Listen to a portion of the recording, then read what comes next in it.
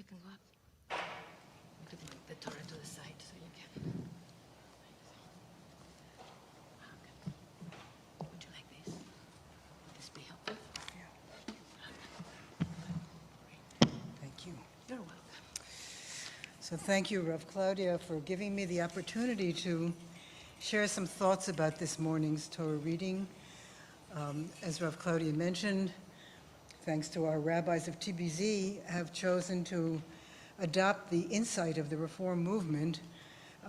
And so we have, in this late morning service, the gift of revisiting the section of the book of Deuteronomy that we read on the Shabbat just before Rosh Hashanah, Nitzavim. But this time in the context of Yom Kippur. How does this Torah, this teaching, this guidance speak to us today?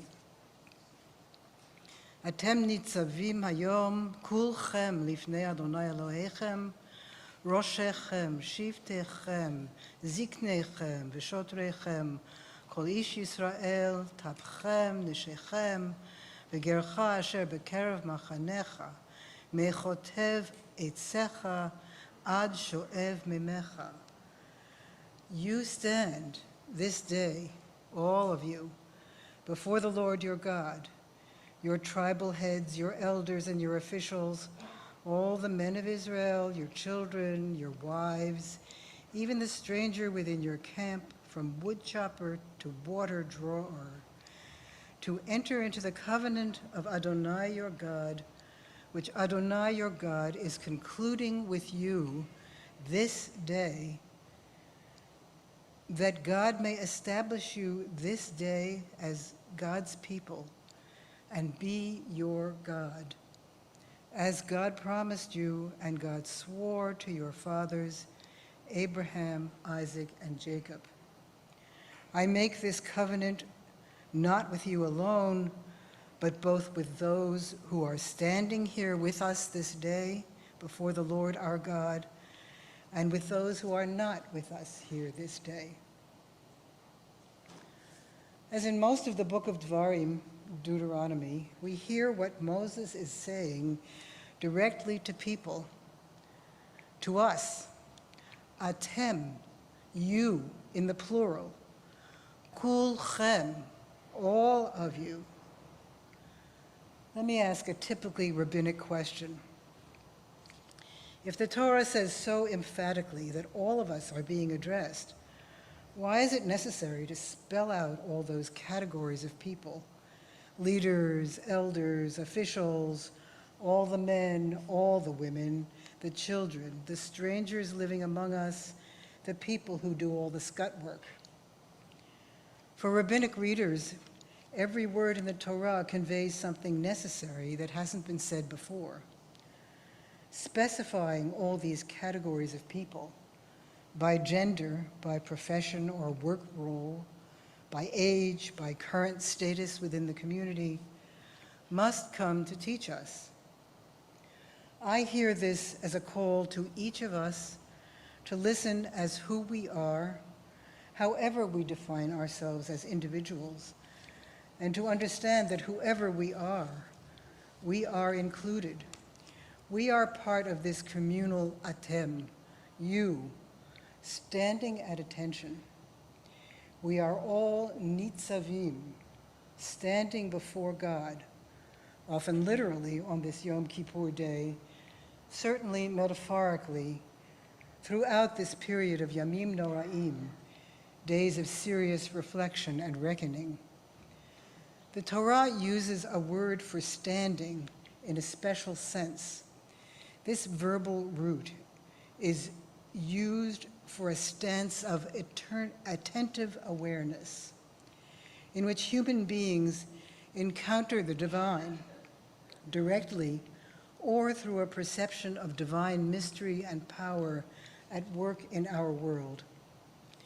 In the book of Exodus, when Moses' sister is standing tensely on guard as her baby brother floats in his teva, his ark, on the dangerous waters of the Nile, we are told, "Vatetatsav achoto lada'at ma yeyaseh lo." his sister stationed herself far off to know what would be done to him. And immediately in the next verse, the compassionate daughter of Pharaoh appears. The verb vatetatsav is from the same root as nitzavim, because as we understand this moment, a divine mystery has been revealed through the actions of the women involved here. Or in the story of God's revelation of God's self at Sinai, we are told that Moshe brought the people out toward God from the camp, and they stationed themselves beneath the mountain. Vayit yatzvu b'tachtit har. Again, this verb of standing in attentive awareness of encounter with divine mystery and power.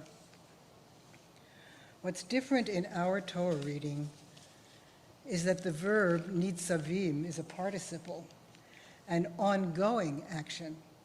You are standing, hayom, today.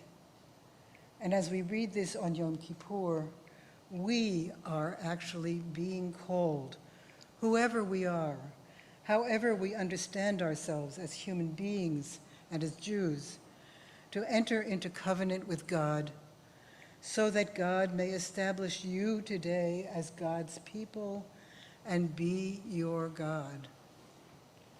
We're telling a story of covenant renewal of relationship with the divine within and beyond us, renewal of relationship with other human beings in community, not only as a story about the past, although that past is deepening our awareness of the meaning of these relationships, but it's also the story of our lives. As Rabbi Laura Geller reminds us in her essay, The Torah of Our Lives, part of the story is what happened to us at Mount Sinai, the first time we all stood together before God. According to our tradition, today's reading alludes to this when Moses says that God is making this covenant not with you alone, but both with those who are standing here with us this day before the Lord our God, and with those who are not here with us this day. This is telling us that the covenant at Sinai was made with every Jew who ever was or ever will be, and that applies to every covenant renewal, including today. We stand together with ancestors and descendants. But the essence of the story is what we tell about what Rabbi Geller calls the divinity that is present in our lives. In her words, this Torah portion empowers us to write the Torah of our lives, to fashion our own stories out of our vows and promises, tying our lives to other people in our families. But that's only the beginning. Our personal stories become the story of community, of responsibility to other people who need our help. Our stories are linked to the larger Jewish story, the challenge to repair what is broken in this world, however we perceive our world. We can find ourselves in Torah by listening attentively, and in doing so, find God's presence in us and for us. This is how we can understand the final words of our Torah reading. This Torah is karov, close to us, and this is what it means to choose life. Gemar Chatima Tova, may we all be completely sealed in the book of good life.